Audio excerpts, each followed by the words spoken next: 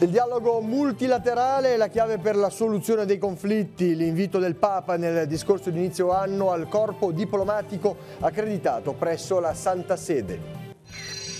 Il Papa nella solennità dell'Epifania: Dio non sale alla ribalta del mondo per manifestarsi. All'Angelus l'appello ai leader europei: solidarietà concreta per i 49 migranti che cercano un porto in cui sbarcare. Gesù va cercato con perseveranza e attraverso la guida della Chiesa. Così il Vescovo nella Santa Messa per l'Epifania oggi ha spiegato: c'è chi rinuncia a trovare Gesù nella propria vita. Sono 13 le imprese che hanno presentato un'offerta per la ricostruzione della strada per Portofino. Le categorie colpite dalla mareggiata intanto soffrono. Questa sera lo speciale su Direttamente Su. Approvato a Rapallo il progetto per il ripristino dell'illuminazione dell'arredo urbano della passeggiata mare distrutti dalla mareggiata. L'intervento si svilupperà in 3 fasi. Un giro di giostra inclusivo e straordinario. I ragazzi del Benedetto Acquarone di Chiavari, accolto dal popolo del Luna Park per una mattinata di divertimento e condivisione. Successo di presenze per il torneo Aba Waba ospitato nella piscina di Lavagna. 27 squadre under 14 di pallanuoto sono scese in vasca per una sfida all'insegna del gioco e del divertimento.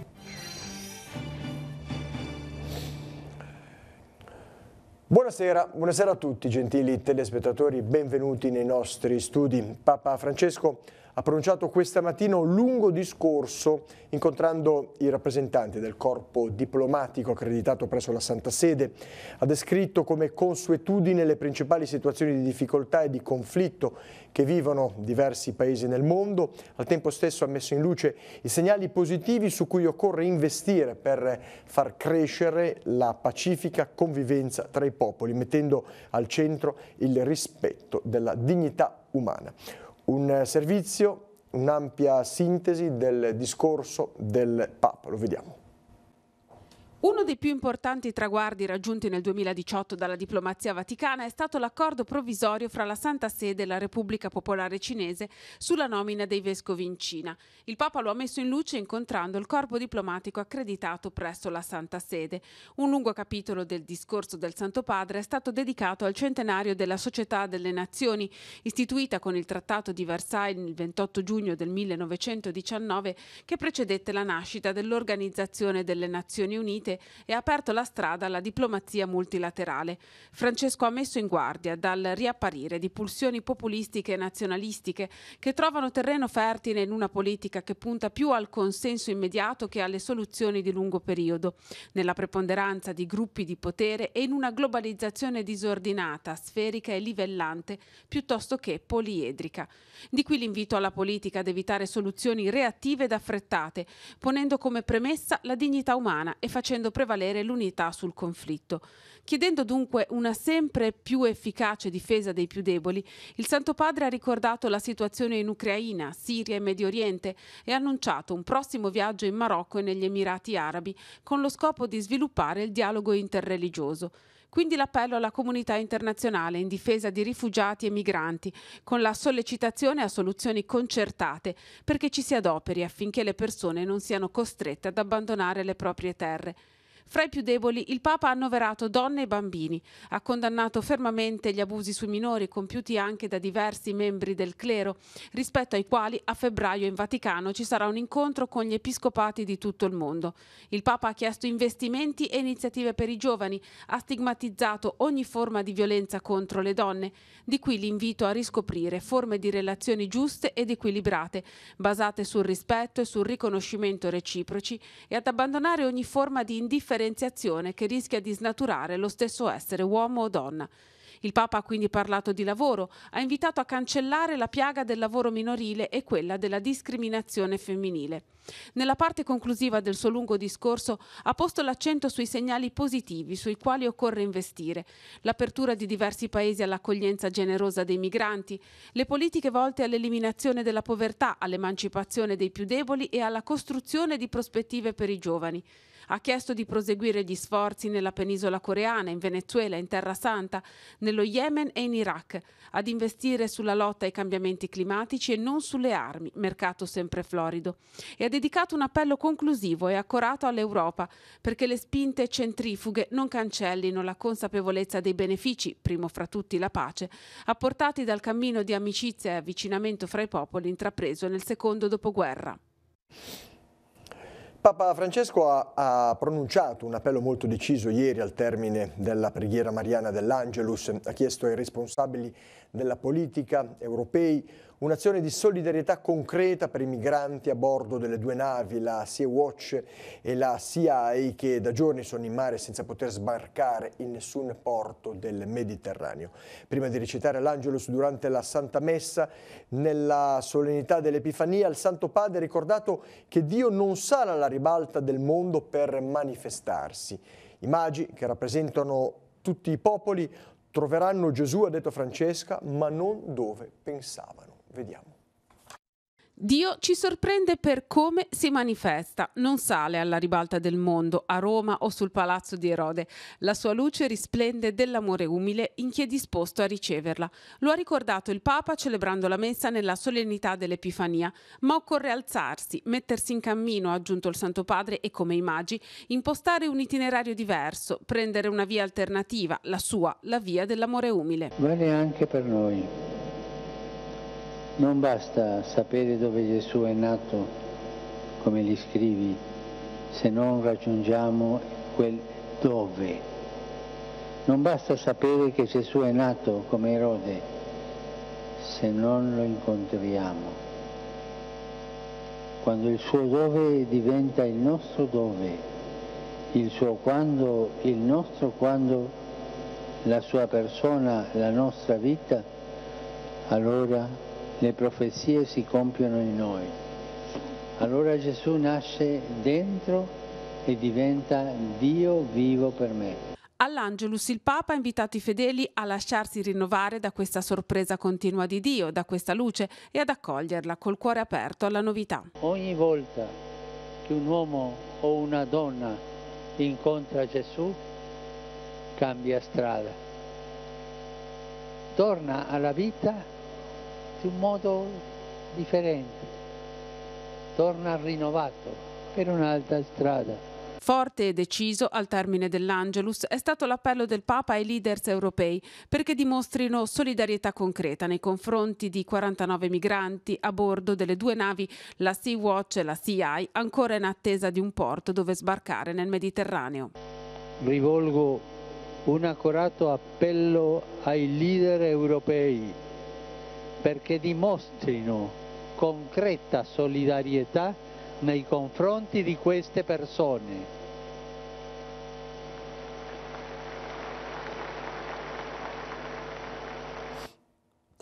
Come Gesù è presente nella mia vita? È partita da questa domanda la riflessione del Vescovo nella Santa Messa dell'Epifania presieduta in cattedrale. Gesù, ha spiegato, va cercato con perseveranza attraverso la guida della Chiesa. Vediamo.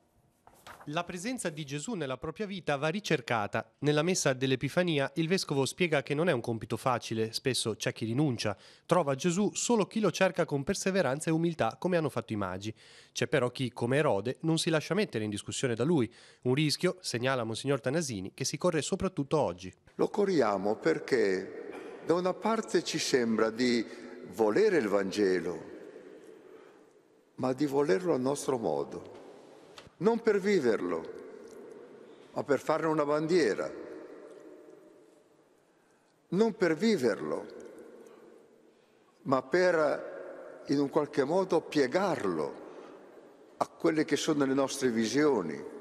Questo rischio c'è ed è molto attuale e c'è chi ne approfitta. Allora c'è bisogno di una luce, di cercare la stella che guidi il nostro cammino, prosegue il Vescovo, scoprire nelle nebbie la presenza dello Spirito. È la Chiesa, la guida che Gesù ci ha dato, aggiunge, alla quale affidarsi nonostante i suoi errori e le sue difficoltà, come fecero molti santi in tempi di crisi, tra questi il grande Francesco d'Assisi. Allora cerchiamo così il Signore, nella fedeltà alla Chiesa, nell'amore. Vediamola come la stella risplendente che non tradisce. Andiamo allora così fino a Betlemme e lì troviamo il Re dei Giudei che è nato. Ora cambiamo argomento. In queste ore la città metropolitana sta vagliando la manifestazione di interesse presentata nei giorni scorsi per la ricostruzione della strada per Portofino. Se le procedure e i lavori proseguono con un buon ritmo, le categorie soffrono. Dopo la mareggiata, molti locali non sono nemmeno riusciti a riaprire, altri stanno recuperando i danni ma con fatica e con il timore di perdere la stagione. Il punto nel servizio che segue. Sono 13 le aziende che hanno presentato un'offerta per partecipare alla ricostruzione della provinciale 227 tra Santa Margherita Ligure e Portofino. Le richieste sono proprio in queste ore al vaglio dei tecnici della città metropolitana. A breve sarà affidato l'incarico. Intanto i lavori di messa in sicurezza procedono a ritmo sostenuto. Oggi pomeriggio ci sarà il riempimento della voragine all'altezza del castello di Paraggi con dei massi trasportati grazie all'ausilio di un pontone. Questo mentre prosegue la palificazione della strada lungo la provinciale distrutta.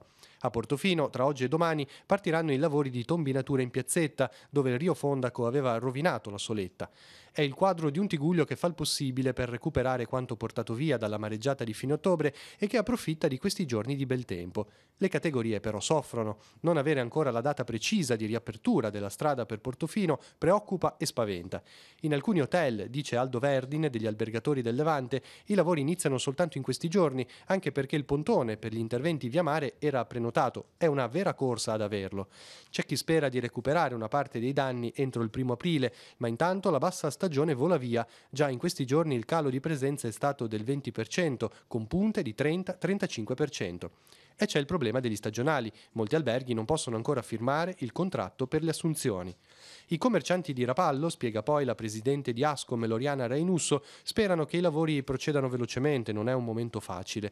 Le 2 settimane di presenze per Natale non sono certo servite a recuperare il buco di 2 mesi, dice Rainusso, che mette sul tavolo alcuni numeri. 2 locali in passeggiata a Rapallo non hanno ancora riaperto dal giorno della mareggiata. A San Michele di Pagana su 8 locali sono ripartiti soltanto in 2. A Zoagli 3 attività sono chiuse da fine ottobre perché non possono essere raggiunte. La passeggiata non c'è più. Anche qui serve una soluzione politica ed economica urgente. La situazione 2 mesi dopo la mareggiata che ha colpito il Tigullio sarà affrontata questa sera nella prima puntata dell'anno di Direttamente Su. Avremo in studio i sindaci di Rapallo, Portofino e Santa Margherita Ligure e rappresentanti delle principali categorie coinvolte, Ascom, balneari, commercianti, albergatori. L'inizio come sempre è fissato alle 21:10. Per il pubblico la possibilità di intervenire da casa telefonando o inviando un SMS. 2 giovani turiste milanesi sono rimaste bloccate sabato sera sulla scogliera nei pressi di Cala dell'Oro a Portofino. Sono state messe in salvo dal personale dei Vigili del Fuoco e dalla Capitaneria di Porto. L'allarme è scattato nel tardo pomeriggio. Attorno alle 18 una coppia di cittadini ha segnalato di aver sentito una richiesta di aiuto proveniente dalla zona di Punta Chiappa. La segnalazione è stata effettuata al numero blu 1530, ovvero alla sala operativa della Direzione Marittima della Liguria. L'ufficio Circomare di Santa Margherita ha inviato sul posto la motovedetta. Il personale della Capitaneria di Porto ha ispezionato il tratto di costa e di mare, compreso tra San Fruttuoso e Camogli, e 200 metri di distanza dal litorale. I militari hanno così individuato 2 ragazze bloccate nella scogliera all'interno della Cala dell'Oro, circa 50 metri in quota. Era difficile portarle via mare e per questo sono stati allertati i sommozzatori dei Vigili del Fuoco e l'elicottero della Guardia Costiera di Sarzana. Le ragazze intanto sono state raggiunte a nuoto dal personale dei Vigili del Fuoco e sono state quindi tratte in salvo intorno alle 21:30 con l'elicottero su cui sono salite con il verricello. Le ragazze sono state portate poi all'ospedale San Martino di Genova, per loro solo un grande spavento, anche se la Guardia Costiera ha colto l'occasione per ricordare l'opportunità di valutare bene le condizioni climatiche e di visibilità prima di avventurarsi in escursioni particolarmente impegnative. A Rapallo la Giunta Comunale ha approvato il progetto definitivo esecutivo per la riqualificazione dell'illuminazione dell'arredo sul lungomare Vittorio-Veneto, completamente distrutto dalla mareggiata. 3 le fasi di intervento, vediamo.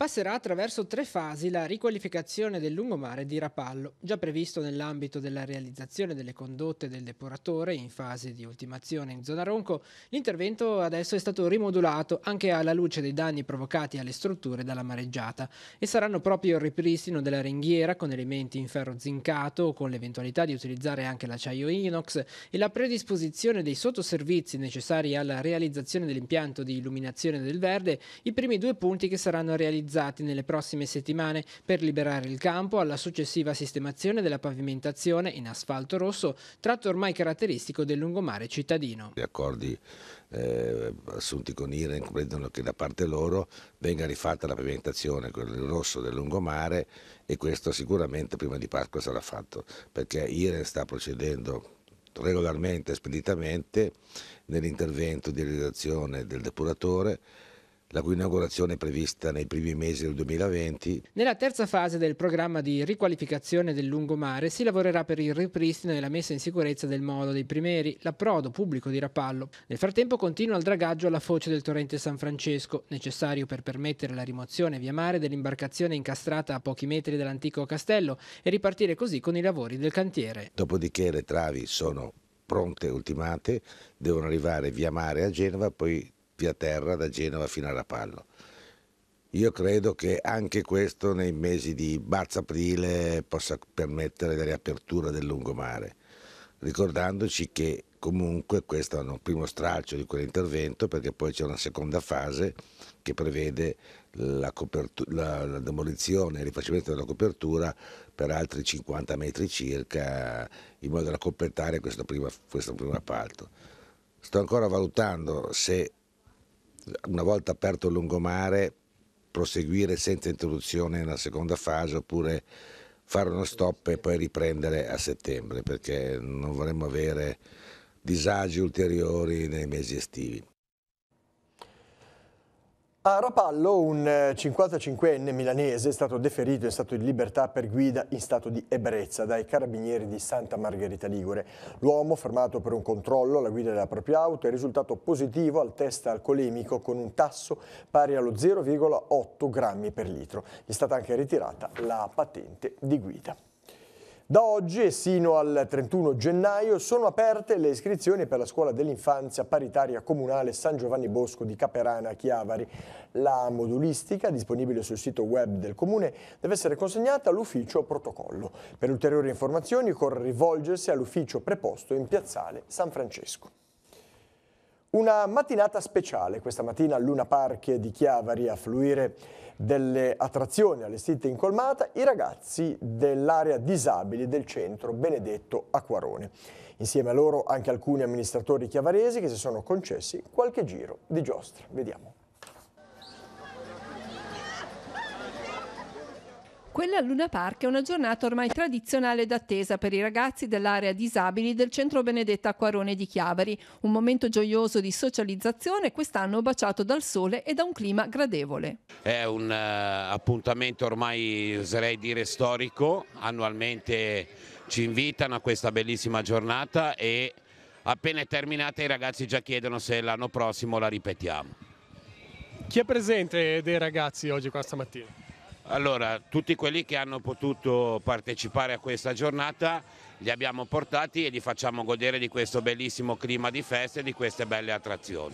Attrazioni irresistibili anche per gli amministratori di Chiavari che si sono concessi un giro di giostra insieme ai ragazzi, a testimoniare l'integrazione del popolo dei lunaparchisti con la città e con la diocesi. Ma il vescovo c'è sempre venuto a trovare, fatto messa, ha fatto le cresime a mia figlia, le comunioni a molti bambini del Luna Park. E col vescovo c'è sempre stato questo rapporto. Giovedì ci sarà questa messa, ci sarà anche il sindaco presente e sarà un modo per ricordare le nostre persone che hanno iniziato questo lavoro e noi stiamo portando avanti, che purtroppo non ci sono più. Giostra spagnola, autoscontri, brucomele e quant'altro per una giornata indimenticabile per tutti i fruitori. Ti sei divertito sugli autoscontri? Sì. È una bella giornata questa. Qual è la tua giostra preferita? La mia preferita è gli autoscontri e poi quello là. Come mai gli autoscontri? Perché mi piacciono di più. La preferita è quella lì. Come mai? Perché mi piace. Tutte, Tutte, quindi è una bella giornata, vorresti rifarla? Sì. Ciao, ci vediamo, buona giornata. Grazie altrettanto a voi che lavorate e buona giornata altrettanto anche a voi.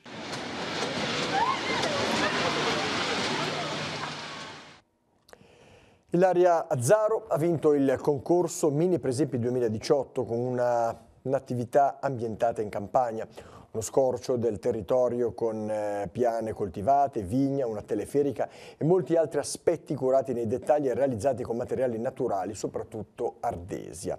Il presepe ha ottenuto il maggior numero di apprezzamenti da parte dei visitatori. Ieri la premiazione al santuario di Sant'Antonio a Chiavari, accompagnata dall'esibizione del coro antoniano. Al secondo posto Maria Gabriella Sau di Genova, l'attività sotto il faro. Al terzo Luca Maccellone di Rapallo con Natale a Valle Cresti. Roma si è aggiudicata la Coppa Italia di pallanuoto femminile per la stagione 2018-2019. Rapallo si è dovuta accontentare del secondo posto, sfiorando l'impresa nella finale per il primo e secondo posto della Final Six. La partita infatti si è conclusa sul punteggio di 6-5 per la squadra capitolina, che davanti a 300 persone al centro federale di Ostia si è aggiudicato una vincente finale. A Rapallo resta però la soddisfazione di aver superato per la seconda volta consecutiva dopo il match del campionato l'equipe Orizzonte in semifinale dopo i tiri da rigore. In finale il gruppo, composto da ragazze giovani, ha commesso qualche errore di troppo, ma ha meritato alla fine i complimenti del mister Antonucci per aver disputato un ottimo torneo. E nel giorno dell'Epifania la piscina del Parco Tigullio a Lavagna ha ospitato il torneo Aba Waba della Befana. 27 le squadre che sono scese in vasca per il trofeo di pallanuoto Under 14 hanno animato un pomeriggio sportivo in cui il risultato in classifica ha lasciato spazio al divertimento e al gioco. Sentiamo, per noi c'era Luca Castagnola. Questi ragazzini mi sembra che stiano andando bene, mi sembra che sia un torneo dove c'è un buon livello di gioco. Cosa dici? Sì, sicuramente ci sono delle cose interessanti, poi a seconda delle squadre, se sono A o B, il livello si alza o si abbassa, però sicuramente è un bel vedere per la pallanuoto del futuro. Abbiamo visto tantissime squadre, tantissimi ragazzi, quindi complimenti per tutto, sia per l'organizzazione che come per la parte di allenatrice. Sì, sono 27 squadre in tutto da tutta la Liguria, più alcune squadre da fuori come il Carrara, mentre dell'Under 9 sono 4. Qui abbiamo 3 squadre, 2 Under 11 e un Under 9, quell'Under 9 con i bambini appena arrivati da quest'anno, che vediamo che cosa riescono a darci in questo torneo, visto comunque gli allenamenti che fanno durante la settimana. Ecco, un Lavagna che guarda tutte le discipline, nuoto, pallanuoto e sincro, è un Lavagna che quindi punta tantissimo sui ragazzi, sui giovani. Direi che è il nostro biglietto da visita e d'altra parte non può essere diversamente. I giovani, le future leve non sono altro che la linfa vitale dovrebbero essere la linfa vitale di tutte le società e i sodalizi sportivi. Senza di quelli non si può andare da nessuna parte. Ecco, quindi Lavagna con tutti i ragazzini che ha di agonismo ovviamente si posiziona molto bene, diciamo, in questa classifica di società, addirittura oggi schiera 3 squadre. Sì, tu sai che oggi classifiche non ce ne sono, i risultati sono risultati per pura cronaca e ovviamente quando si gioca c'è chi vince, c'è chi perde, ma poi all'ultimo hanno vinto tutti. Bene, torniamo in studio, si è svolta a Santa Margherita Ligure il 19° trofeo Città di Santa Margherita, torneo di pallavolo femminile Under 14. Hanno preso parte al torneo le squadre dell'Amis Chiavari, dell'Amatori Volley Rivarolo, la Scuola Pallavolo Carasco e la Polisportiva Grossolengo di Piacenza. Quest'ultima formazione si è aggiudicata la Coppa per la 4ª volta consecutiva, battendo in finale il Carasco 3-0. Terzo posto per gli Amatori Volley di Genova, che ha avuto la meglio nella finale per il terzo e quarto posto sulla Amis Chiavari. Il premio speciale come miglior giocatrice è andata all'alzatrice del Piacenza, Matilde Anelli.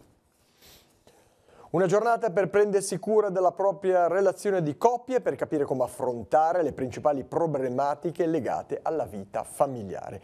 La propone l'associazione Aiuto Famiglia Onlus.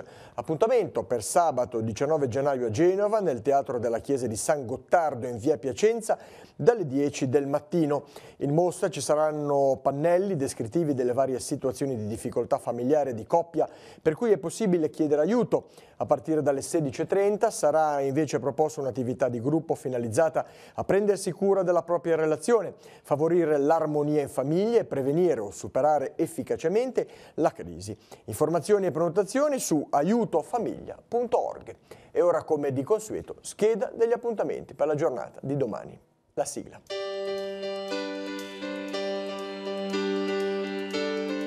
Appuntamenti in agenda per martedì 8 gennaio. Il Museo Leonardini Sanguinetti sarà aperto alle visite dalle 9 alle 12. Nei locali del Seminario Vescovile di Chiavari sono esposti più di 300 apparecchi datati intorno ai primi anni dell'Ottocento.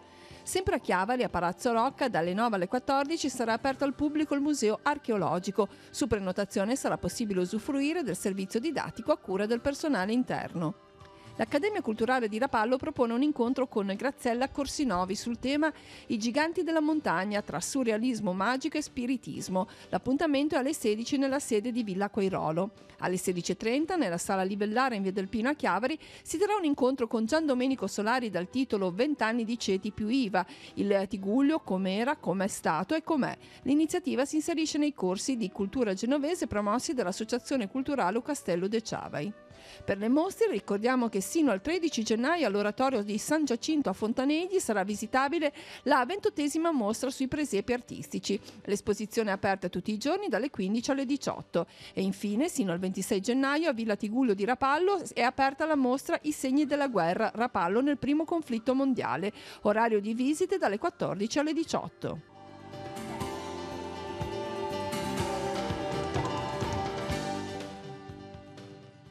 Bene, dopo la scheda degli appuntamenti non mi resta che salutarvi, ricordarvi che questa sera alle 21:10 ci sarà l'appuntamento con Direttamente Su, il primo appuntamento dell'anno e per quanto riguarda invece l'informazione questa tornerà come sempre domani alle ore 12:45 con il TG13.